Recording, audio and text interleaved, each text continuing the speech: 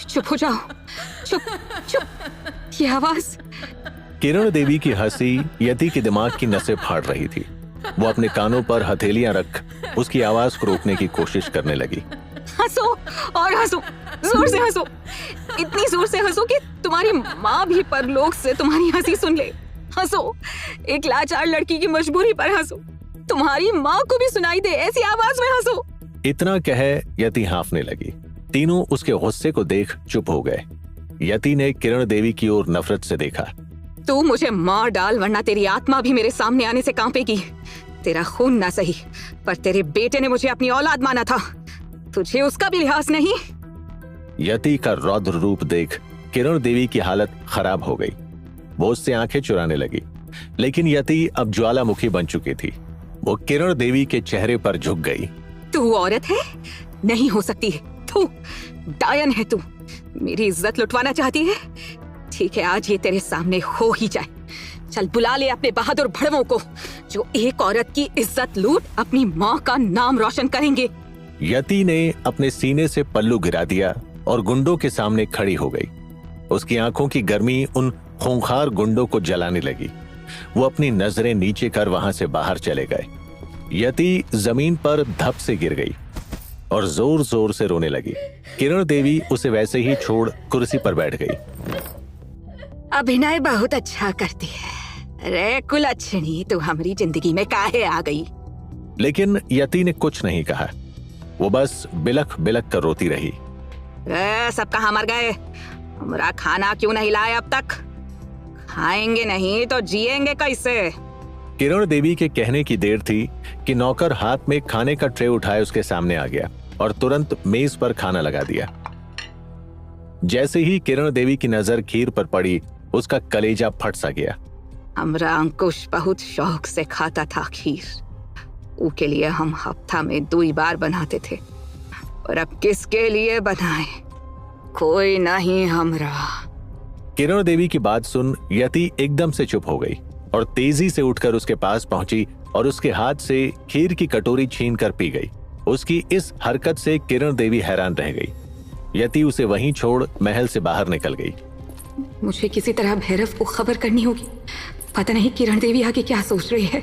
मुझे गांव के लोगों से बात करनी होगी। यति गांव की चौपाल पर पहुंची। उसे अचानक गांव में देख वहां मौजूद गांव वालों के चेहरे खिल गए। एक बूढ़ा आदमी उसके पास आ गया। दुल्हन, हमें पता था भैरव हमें बचाने जरूर आएगा। यति गांव वालों की आंखों में उम्मीद देख अंदर ही अंदर रो पड़ी। डर और खौफ गांव की गलियों में दिख रहा था। यति ने बुझे मन से सबको देखा, फिर गहरी सांस ली। बाबा, भैरव नहीं आया। फिर तोहे इस खतरे में काहे भेज दिया दुल्हन? तू काहे आ गई रे? भैरव को पता ही नहीं है कि मैं यहाँ हूँ बाबा। मुझे जबरन लाया गया है। अब क्या करोगी दुल्हन? ये तो भंवर है, कैसे निकलोगी?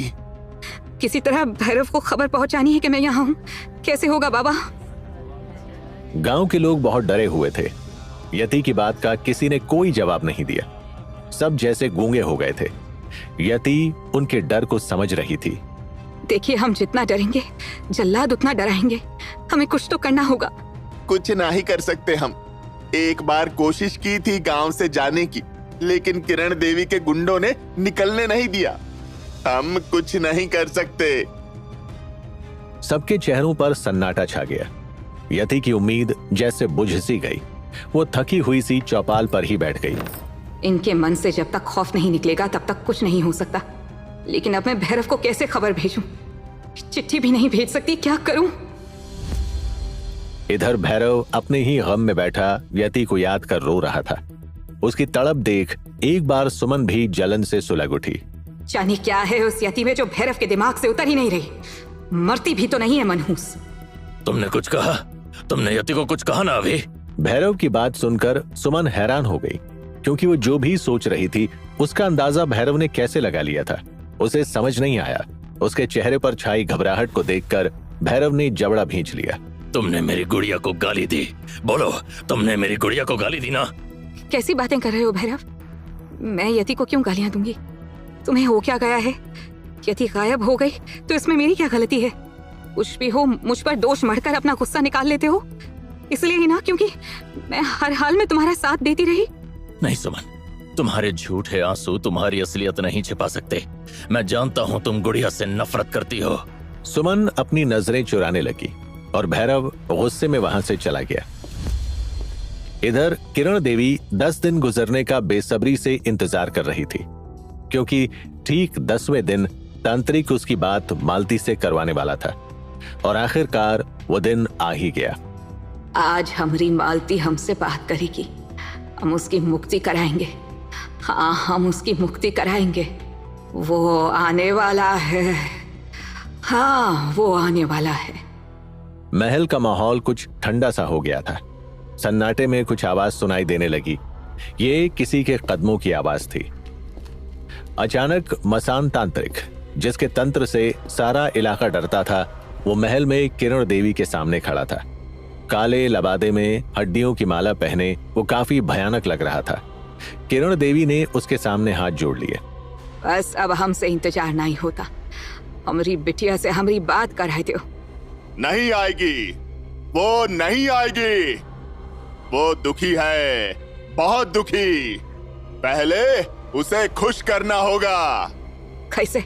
बताओ महाराज, कैसे खुश करना होगा? मसान ने 2 कदम और किरण देवी की ओर बढ़ाए। बलि, बलि देनी होगी। मालती बलि मांग रही है। बस यही, हम व्यवस्था कर देंगे। बस इतना बता दो कि कौन से जानवर की बलि मांगी है हमारी बिटिया ने। इंसान की बलि। उसे इंसान की बलि चाहिए।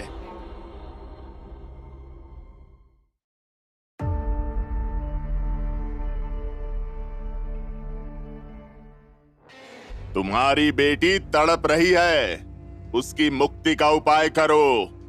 उसे बलि चाहिए, मानव बलि। तांत्रिक मसान की बात सुनकर किरण देवी सकते में आ गई। मसान के शब्द उसके दिमाग में घूमने लगे। मानव बलि, मालती मानव बलि मांग रही है। किरण देवी के माथे पर पड़ी सिकुड़न कम हो गई। उसके होठों पर क्रूरता से मुस्कान आ गई। हम हमारी बिटिया के लिए कुछ भी करेंगे। वो कहेगी कि माई अपनी बलि दे दो, हम दे देंगे। हमें ही बताओ और का बोली हमारी बिटिया। मसान ने किरण देवी के चेहरे पर बढ़ती चमक को देखा और फिर उंगलियों को हवा में घुमाया। बलि औरत की होगी, ऐसी औरत जिसने बच्चा ना जना हो। कर तैयारी और ढूंढ ला बलि के लिए उस औरत को। हो जाएगा, सब हो जाएगा। आप बस वक्त बता दो। कल रात कर पाओगी? कर पाओगी अपनी बेटी की मुक्ति का उपाय? ये हमारे बाएं हाथ का खेल है। किसकी बलि देनी है हम सोच लिए हैं। किरण देवी की आंखों में यति का चेहरा घूम रहा था। उसने मसान की ओर देखा। मसान के चेहरे पर कुटिल चमक थी, जैसे उसने बलि की आड़ में अपने किसी मकसद को अंजाम देने का मंसूबा बनाया हो। महल से निकलते हुए उसके चेहरे की चमक और बढ़ गई थी।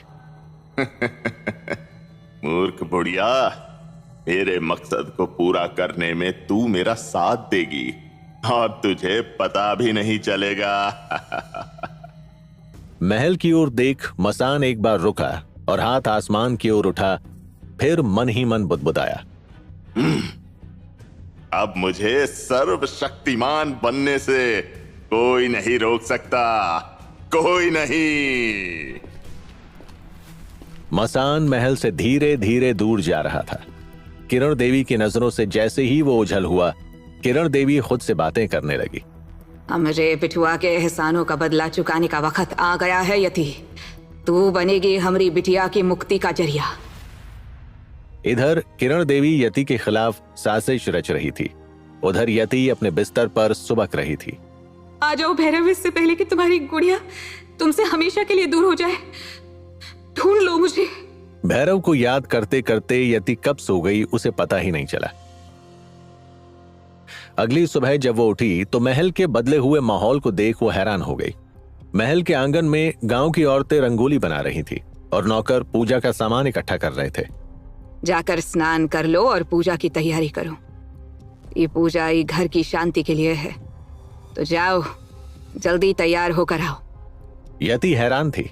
उसे समझ नहीं आ रहा था कि अचानक किरण देवी इस घर की शांति के लिए पूजा क्यों रख रही है, लेकिन इस समय उसने शांत रहना ही ठीक समझा। मुझे यकीन नहीं होता कि इस घर की शांति के लिए पूजा कराएगी। फिर भी अभी कुछ भी कहना समझदारी नहीं। यति ने किरण देवी की ओर देखा, फिर चुपचाप तैयार होने चली गई। हो जाओ तैयार बिटिया, अच्छी तरह तैयार। आज के बाद फिर तुम्हें तैयार होने की जरूरत ना ही पड़ेगी। महल में धूप और लोबान की गंध फैलने लगी थी। अर्नब को भी इस बात का अंदाजा नहीं था कि किरण देवी आखिर क्या कर रही है। यति और किरण देवी को एक साथ पूजा की तैयारी करता देख अर्नब सोच में पड़ गया। ऐसा तो नहीं कि इस बुढ़िया के मन में इस छिपकली के लिए प्यार उमड़ आया हो और सारी दौलत इसके ही नाम करने वाली हो। अर्नब चुपचाप खड़ा होकर सब देखने लगा। कुछ देर बीती ही थी कि मसान ने आंगन में कदम रखा। उसे देखते ही यति चौंक गई। ये तो तांत्रिक लग रहा है कि पूजा कैसे करवा सकता है। मुझे देखना होगा आखिर चल क्या रहा है। मसान आसन पर आ बैठा और किरण देवी की ओर इशारा करके कुछ पूछने की कोशिश करने लगा। इस पूजा में बस वही लोग बैठेंगे जिनका रिश्ता उस आत्मा से है जिसकी शांति के लिए हम तंत्र मंत्र कर रहे हैं। सारे नौकर चाकर को बाहर भेज दो और तुम भी रात तक ई महल से बाहर चले जाओ। अर्नब के साथ ये सुनकर यति को भी अजीब लगा कि किरण देवी ने उसे वहां क्यों रोका था। अर्नब ने गुस्से से मसान की ओर देखा और पैर पटकता बाहर चला गया। यति भी उठकर जाने को हुई। किरण देवी ने उसका हाथ पकड़कर उसे रोक लिया। ऐसे हमारे बेटे ने तोहरी परवरिश की, वो हिसाब से तू इस पूजा में बैठ सकत है। चुपचाप यहाँ बैठी रहे। यति ने किरण देवी को अजीब नजरों से देखा, लेकिन वो चाहकर भी वहां से जा न सकी। मसान ने अपना तंत्र मंत्र को शुरू कर दिया। जैसे तैसे तंत्र मंत्र का समय बीत रहा था। किरण देवी का पागलपन बढ़ता जा रहा था। ओम आदम ओम सिंदूर उठाओ और लड़की के माथे पर लगा दो। मसान ने मुट्ठी भरकर सिंदूर किरण देवी की हथेली पर रख दिया। किरण देवी ने सारा सिंदूर यति के माथे पर मल दिया, जिससे अचानक यति का सिर भारी होने लगा। ये अचानक क्या हो गया मुझे? मेरा सिर भारी हो रहा है। सामने जल रही अग्नि से निकलता धुआं आंगन में भरने लगा था। यति अपना सिर पकड़कर बैठ गई। तभी मसान ने किरण देवी के हाथ में एक लड्डू दिया और यति को खिलाने का इशारा किया। ए प्रसाद लो, ये खा लो, फिर थोड़ा आराम कर लेना। यति का शरीर ढीला पड़ने लगा। वो लड्डू नहीं खाना चाहती थी, लेकिन किरण देवी ने लड्डू उसके मुंह में ठूंस दिया। अरे खाए ले, बेड़ा पार हो जाएगा तोहरा। लड्डू ने असर दिखाना शुरू कर दिया। यति अपनी ही जगह से उठी और मदमस्त होकर हंसने लगी। ये बुढ़िया, तू उल्टी क्यों खड़ी है? तुझे सजा मिली है ना, अच्छा हुआ। तू बहुत गंदी है। यति बच्चों की तरह घुटने चलते हुए मसान के करीब आई और उसके गले में पहनी हड्डियों की माला पकड़कर खींचने लगी। तूने हड्डी क्यों पहनी है मुच्छर? तू इस बुढ़िया के लिए आया है ना? अच्छा है, ले जा इसे। ये डायन है, इसे बोतल में बंद कर ले जा। इसे छोड़ना मत छोड़ना इसे। यति पर धीरे धीरे बेहोशी छाने लगी और वो जमीन पर गिर पड़ी। मसान ने आग में आखिरी आहुति डाली। आग तेजी से भड़कने लगी। अब इसकी शुद्धि करनी होगी। जाओ पानी ले आओ, 11 घड़े भर पानी। किरण देवी अपनी जगह से उठी। मसान ने यति को आंगन के बीचों बीच लिटा दिया और उसको चारों ओर सिंदूर से घेरा बना दिया। किरण देवी ने पानी का मटका लाकर मसान को पकड़ा दिया। जय हो माँ मसानी, तोहरे तंत्र मंत्र के लिए हम ही बलि तोहे भेंट करेंगे। माँ, हमें शक्ति देना, कृपा करना। किरण देवी मसान को मटके पकड़ा रही थी और मसान यति पर पानी उड़ेल मटका फोड़ दे रहा था। किरण देवी के हिसाब से वो अपनी बेटी की मुक्ति देख रही थी, लेकिन महल में छिपा बाबा साहिब का वफादार नौकर ये सारी घटना अपनी आंखों से देख रहा था। उसे सब कुछ समझ आ चुका था। ये तो बलि की तैयारी चल रही है। हे भगवान, ये क्या कर रही है ये डायन? नहीं, ये नहीं होना चाहिए। हमें कार्तिक बाबू को सब बताना होगा, खबर देनी होगी। काका किसी तरह छिपते छिपाते महल से निकलकर जंगल की ओर दौड़ पड़ा। वो लगातार भाग रहा था। जैसे तैसे काका एक ईंट के भट्टे पर पहुंचा, जहां कार्तिक वेश बदल मजदूरी कर रहा था। काका को देखते ही कार्तिक घबरा गया और दौड़कर उसके पास आया। यहाँ क्यों चले आए काका? किसी ने देख लिया तो गजब हो जाएगा। गजब हो रहा है भैया। वो डायन यति बिटिया को महल में ले आई है और आज रात उसकी बलि चढ़ा रही है। क्या? लेकिन यति तो भैरव के साथ शहर थी। हे भगवान, ये क्या हो रहा है? मुझे ये खबर भैरव को देनी ही होगी, इससे पहले कि बहुत देर हो जाए।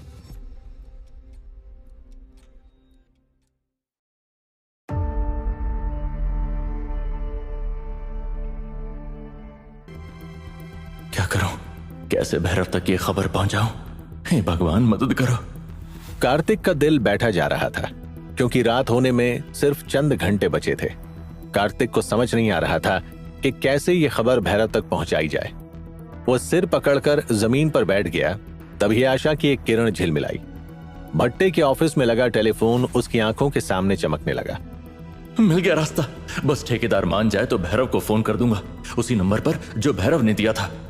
ये सोचकर कार्तिक खड़ा हुआ और तेजी से फोन के पास पहुंचा। वहां पहले से मौजूद ठेकेदार उसे देख आग बबूला हो गया। ए साला, तुम काहे काम नहीं कर रहा रे? रामी यहाँ छाया में आया है। मालिक, हम काम से नहीं बच रहे, बस एक जरूरी काम है। हमरे किसी अपने की जिंदगी का सवाल है। एक फोन करने की इजाजत दे दो, मेहरबानी होगी। कार्तिक हाथ जोड़कर ठेकेदार के सामने झुक गया। वो कार्तिक को थोड़ी देर घूरता रहा। चल कर ले फोन, लेकिन आज की दिहाड़ी कट जाएगी तेरी। बोल, मंजूर है? मंजूर है मालिक, मंजूर है। आप बहुत अच्छे, बहुत अच्छे।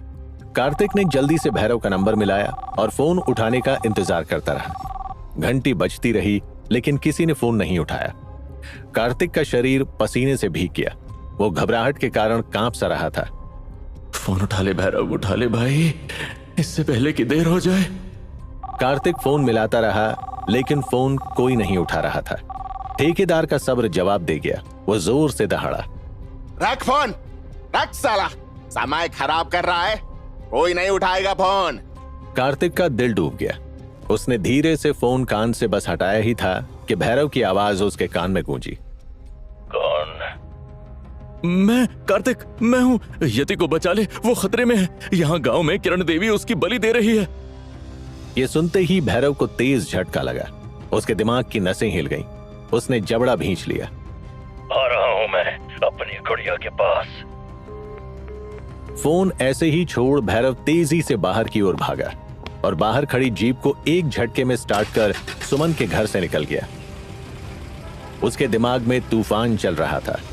कुछ नहीं होगा अपनी गुड़िया को, कुछ नहीं होगा। भैरव जीप को हवा में उड़ा रहा था। उसके दिमाग और दिल दोनों में आग जल रही थी। यति का मासूम चेहरा बार बार उसकी आंखों के सामने आ रहा था। गुड़िया, मुझे माफ करना, सब मेरे कारण हो रहा है, सब मेरे कारण। 7 फेरों का मान नहीं रख पाया। इधर किरण देवी तांत्रिक मसान के सामने बैठी अनुष्ठान कर रही थी। उसके चेहरे पर छाई कुटिलता उसे और भी पागल बना रही थी। हमरी जिंदगी को बर्बाद कर दी मनहूस। अब हमरे कलेजे को ठंडक पहुंचेगी, ठंडक।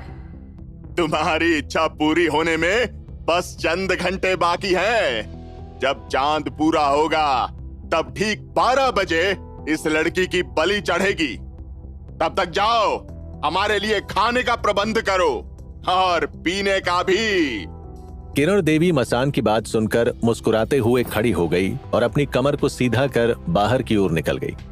उसके बाहर निकलते ही मसान कुटिलता से हंसने लगा। अपनी हथेलियों को मसलकर मसान धीरे से खड़ा हो गया और यति के ऊपर सिंदूर गिराने लगा। कुछ क्रियाएं करने के बाद वो फिर से बैठ गया। बेवकूफ बुढ़िया, मेरे बहुत काम आएगी तू। तेरा गुस्सा, तेरी नफरत मेरा वो काम करेगी जिसके लिए मैंने परसों इंतजार किया। मसान अपने ख्यालों में खोया हंस रहा था कि तभी किरण देवी कमरे में आई। उसके पीछे एक नौकर हाथ में खाना और शराब लिए खड़ा था। किरण देवी ने नौकर से खाना नीचे रखने के लिए कहा और उसे बाहर जाने का इशारा दिया। खाना तैयार है मालिक, आइए ग्रहण कीजिए। मसान ने एक नजर खाने की थाल पर डाली और दूसरी नजर साथ रखी शराब की बोतल पर। उसके होठों पर मुस्कान आ गई। तुझसे प्रसन्न है हम। तेरी सेवा का फल हम तुझे जरूर देंगे। जरूर देंगे।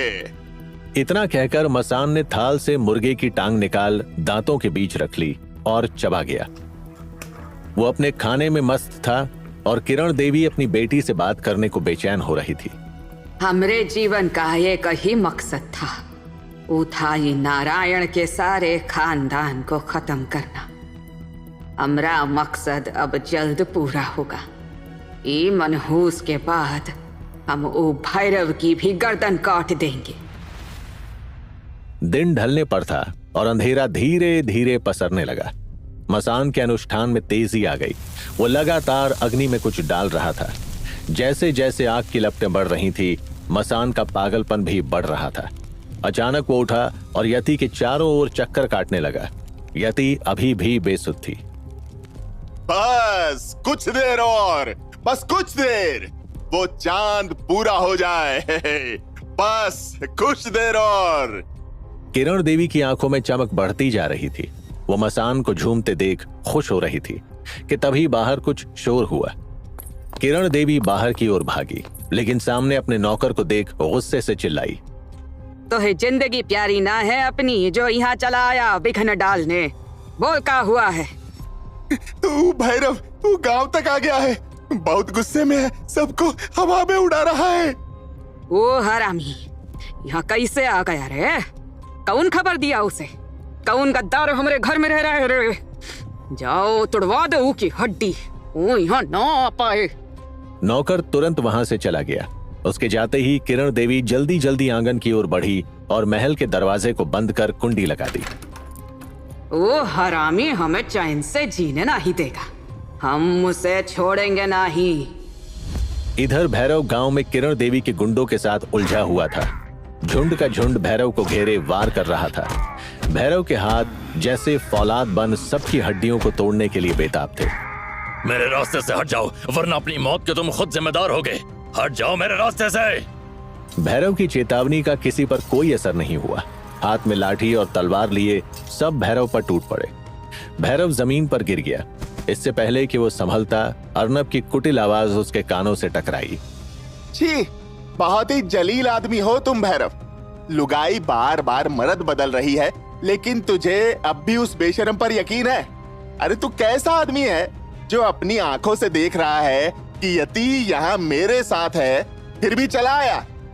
अर्नब की बात ने भैरव को जैसे पागल कर दिया। वो तेजी से उठा और अपने सामने आने वाले हर गुंडे को जमीन पर पटकने लगा। वो चिल्ला रहा था, मेरी गुड़िया को कुछ हो गया तो सबका खून पी जाऊंगा। मेरे रास्ते में कोई नहीं आना, कोई नहीं। उसके रौद्र रूप को देख गुंडों के होश उड़ गए। अर्नब वहां से भागने लगा। भैरव ने नफरत से उसे देख लिया, लेकिन फिर उसे छोड़ वो महल की ओर लपका। मेरी गुड़िया को मुझसे कोई नहीं छीन सकता। उसे हाथ लगाने वाला आज अपने हाथ खुद तोड़ लेगा।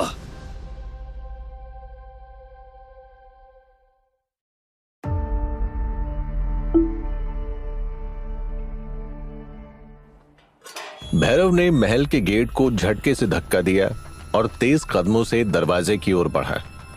बाहर खड़े किरण देवी के गुंडे उस पर टूट पड़े। भैरव के अंदर का जानवर जाग गया था। वो गुंडों को अपने कदमों से कुचलता दरवाजे तक बढ़ा और जोर से किक मारी। दरवाजा टूटकर जमीन पर गिर पड़ा। किरण देवी, आज तेरी मौत तय है, तू बचेगी नहीं।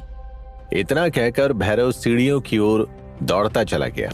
उसके कदमों की आहट जैसे जैसे किरण देवी के नजदीक आ रही थी, उसके दिल की धड़कन बढ़ती जा रही थी।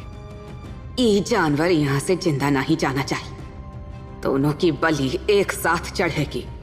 किरण देवी ने दीवार पर टंगी राइफल उठा ली और उस ओर तान दिया जिस तरफ भैरव आ रहा था। जैसे ही भैरव किरण देवी की नजरों के सामने आया, उसने ट्रिगर दबा दिया। राम नाम सत्य है। भैरव अगले ही पल दूसरी ओर कूद गया और तेजी से किरण देवी की ओर दौड़ा। इससे पहले कि उसके पंजों में किरण देवी की गर्दन होती, पीछे से एक गोली भैरव की पीठ में आकर धंस गई।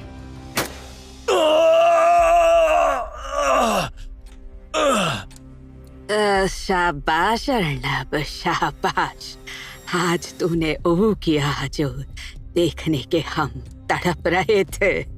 ये पिल्ला भी गया, नारायण का खानदान खत्म।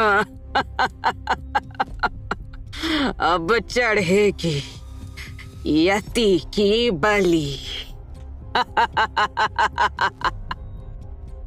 भैरव जमीन पर पड़ा तड़प रहा था। उसके शरीर से बहता खून फर्श पर फैल गया। अर्नब अकड़कर उसके पास आकर खड़ा हो गया और उसे लात मारकर कमीनेपन से हंसा। हम तो सुने थे ये आदमी बहुत खूंखार है, लेकिन ये तो डरपोक कुत्ता निकला। एक ही वार में फुस। बांध ले ओई जलील को। गांव के चौराहे पर इको उल्टा लटकाएंगे हम, ताकि गांव वालों को भी पता चल जाए कि उसका रक्षक असल में एक कुत्ते की मौत मारा गया। ले चलो ऐसे गांव के चौराहे पर।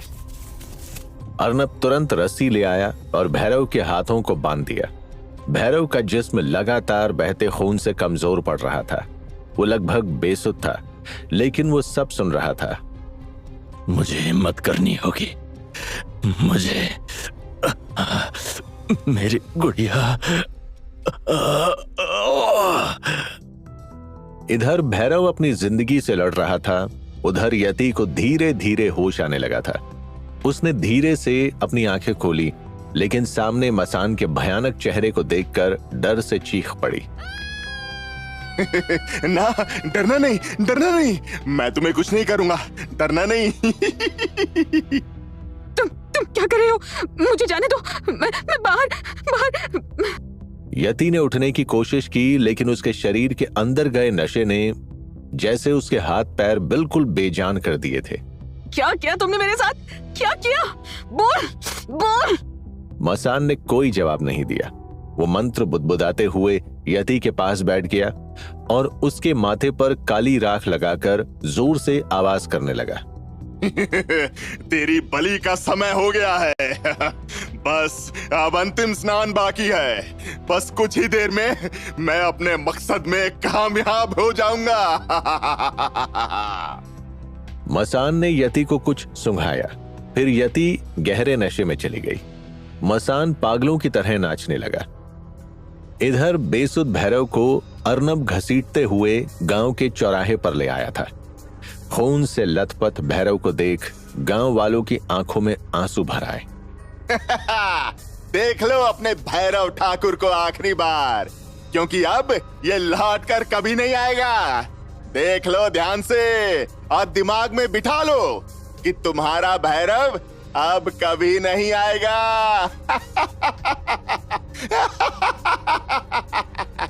अर्नब भयंकर तरीके से हंस रहा था कि तभी भैरव झटके से उठा और अर्नब की गर्दन अपने पंजे में दबोच ली। अर्नब की आंखें हैरानी से फैल गईं। तुम जिंदा हो? तुम जिंदा? तो जैसे नामर्द के हाथों में इतनी ताकत नहीं जो भैरव को मार दे। भैरव ने उसके माथे पर अपना सिर मारा। अर्नब लड़खड़ा कर जमीन पर गिर पड़ा। भैरव ने उसकी एक टांग पकड़ी और तेजी से महल की ओर दौड़ने लगा। अर्नब का शरीर जमीन पर रगड़ता चला गया। मुझे छोड़ दे भैरव। मुझे मारकर तुझे यति नहीं मिलेगी। चांद पूरा होने से पहले उसे बचा ले। मुझे छोड़ दे। भैरव ने नफरत से अर्नब को देखा और अपने पैरों को उसकी जांघ पर जोर से मारा। अर्नब की दर्दनाक चीख गांव में गूंज उठी। फिर भैरव ने चांद की ओर देखा। समय बहुत कम है, मुझे जल्दी से गुड़िया के पास पहुंचना होगा। भैरव तेजी से महल की ओर बढ़ा। इससे पहले कि वो महल के अंदर जाता, महल के पिछले गेट से किरण देवी जीप के अंदर बैठी नजर आई।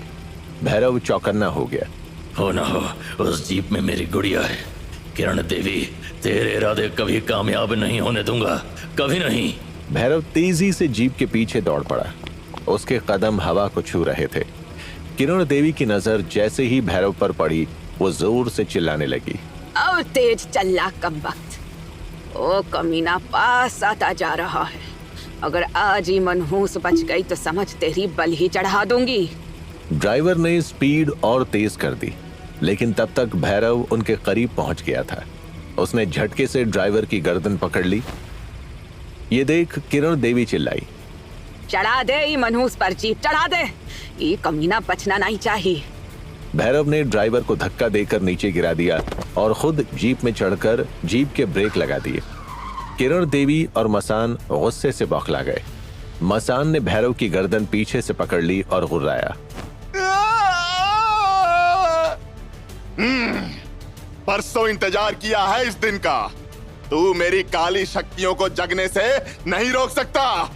इसकी बलि होगी, जरूर होगी। तब तक किरण देवी यति को जीप की पिछली सीट से उतार चुकी थी। वो उसे घसीटते हुए जंगल की ओर बढ़ने लगी। इधर मसान और भैरव एक दूसरे से उलझे हुए थे। तुझे नहीं आना चाहिए था। नहीं, तू इस बलि को नहीं रोक पाएगा। तू कुछ नहीं कर सकता। भैरव ये सुनते ही मसान पर जानवरों की तरह टूट पड़ा। वो लगातार उस पर मुक्के बरसाता जा रहा था। मसान कुछ देर में ही बेदम हो गया। भैरव ने पलटकर किरण देवी की ओर देखा। रुक जा डायन, रुक, गुड़िया होश में आओ। भैरव तेजी से किरण देवी की ओर भागा। किरण देवी ने भैरव को अपने करीब आता देख एक बड़ा सा पत्थर उठा लिया। नहीं, तुझे मरना होगा, अरे मरना होगा। हमारी बिटिया की शांति के लिए मरना होगा। किरण देवी ने पत्थर को अपने सिर तक उठा लिया और दम लगाकर यति की ओर झुकी, लेकिन अगले ही पल लड़खड़ाकर गिर पड़ी। भैरव वहां आ चुका था। कब मिटेगी तेरी भूख डायन? आखिर कब? तुझ जैसी औरत को जीने का कोई हक नहीं। इस पत्थर से मेरी गुड़िया को मारने चली थी ना, अब देख तुझे इस पत्थर से ही कुचल दूंगा।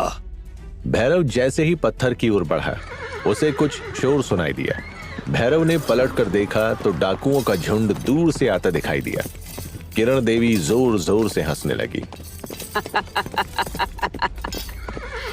अब आएगा मजा, मजा आएगा जब तेरी इस मनहूस को डाकू नोचेंगे और तू कछु नहीं कर पाएगा। काहे से उनकी संख्या बहुत ज्यादा है रे। अभी मुझे यहाँ से भागना होगा। गुड़िया को सुरक्षित जगह पर ले जाना जरूरी है। उनसे उलझना ठीक नहीं, मुझे भागना होगा।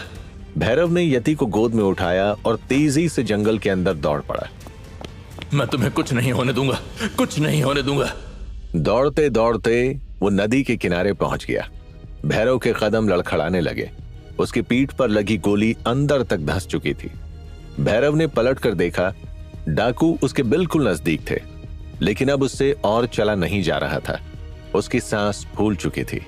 इन राक्षसों के हाथ गुड़िया पर नहीं पड़ने चाहिए। नहीं, मुझे कुछ तो करना होगा। चल, बहुत हो गई लुका छिपी। चल अब तेज फुलझड़ी को हमरे हाथ में, हम भी देखें जरा चक्कर इसे। डाकुओं के चेहरे पर हैवानियत देख मजबूत भैरव भी एक पल को दहल गया। उसने नजर भर यति पर डाली और फिर कुछ सोचते हुए अचानक वो यति को थामे नदी में कूद गया।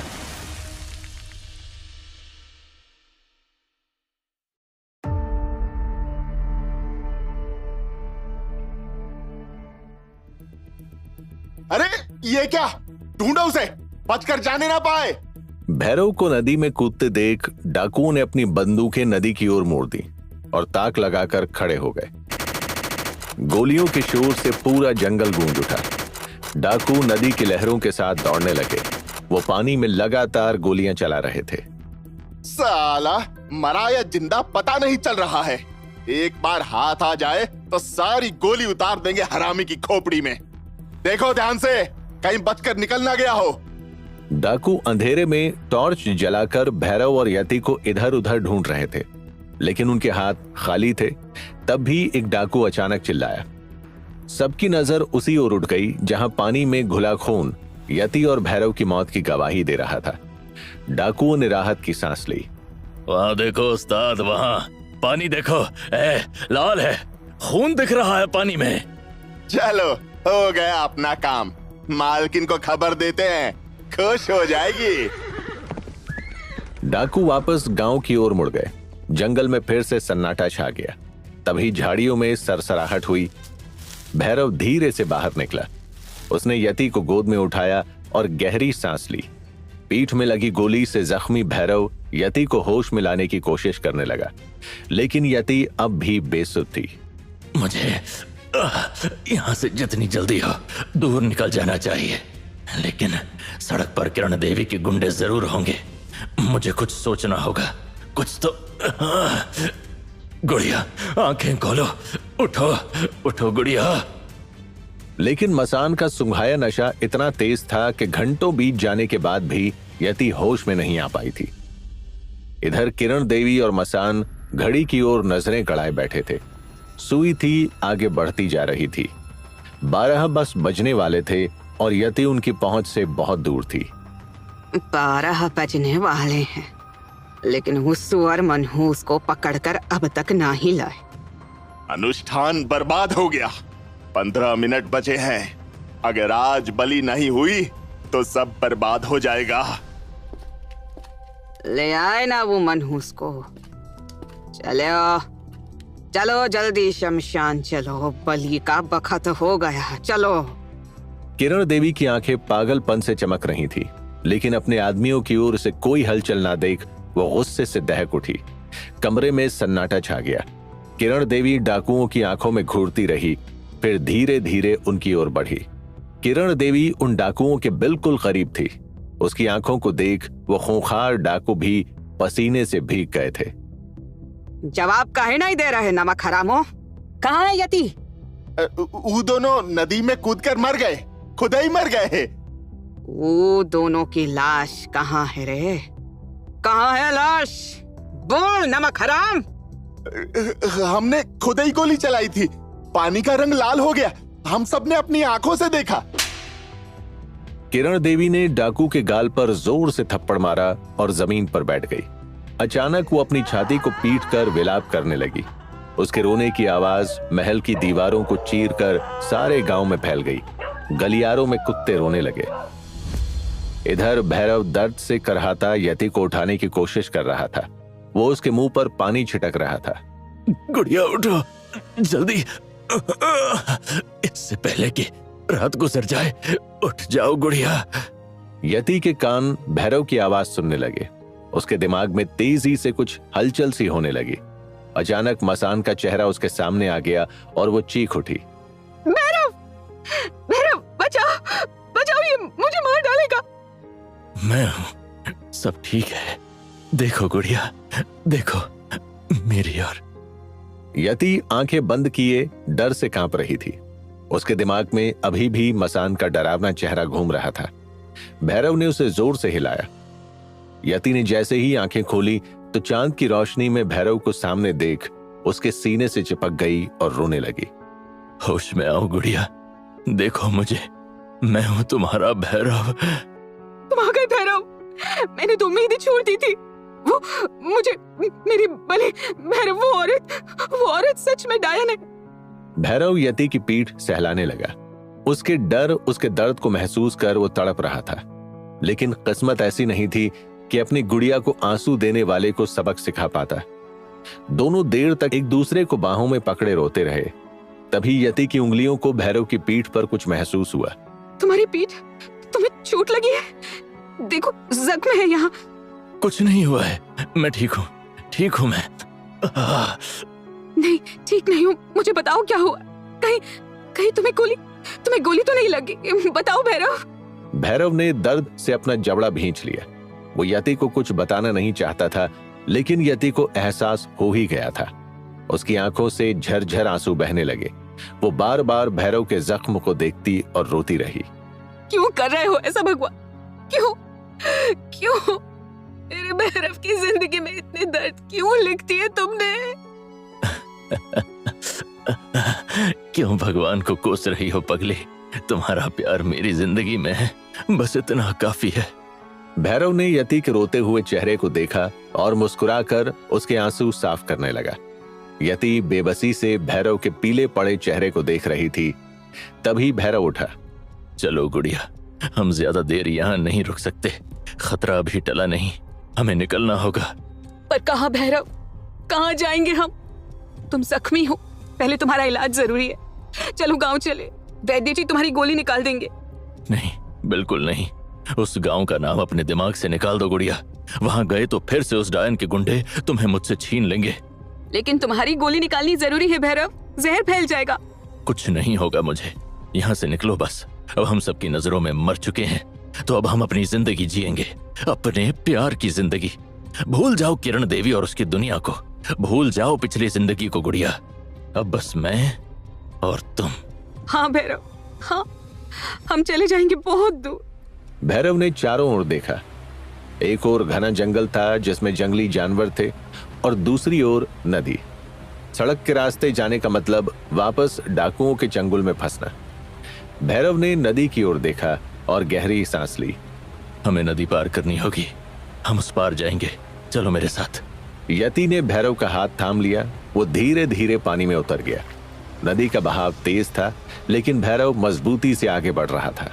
बस थोड़ी हिम्मत और गुड़िया, पकड़े रहना मुझे, बस थोड़ी दूर है किनारा। बहाव तेज है भैरव, मैं खुद को संभाल नहीं पा रही हूँ। तुम चले जाओ, हाथ छोड़ दो मेरा। पागल हो क्या? तुम्हें छोड़कर जाऊंगा मैं? पकड़ो मुझे, साथ जिएंगे साथ ही मरेंगे, पकड़ो कसकर। किनारा पास आने लगा। भैरव की आंखों में चमक आ गई, लेकिन तभी पानी का तेज बहाव उनके करीब आया और देखते ही देखते दोनों पानी के साथ बहते चले गए। यति का हाथ भैरव की पकड़ से छूट गया। गुड़िया, गुड़िया, कहाँ हो तुम?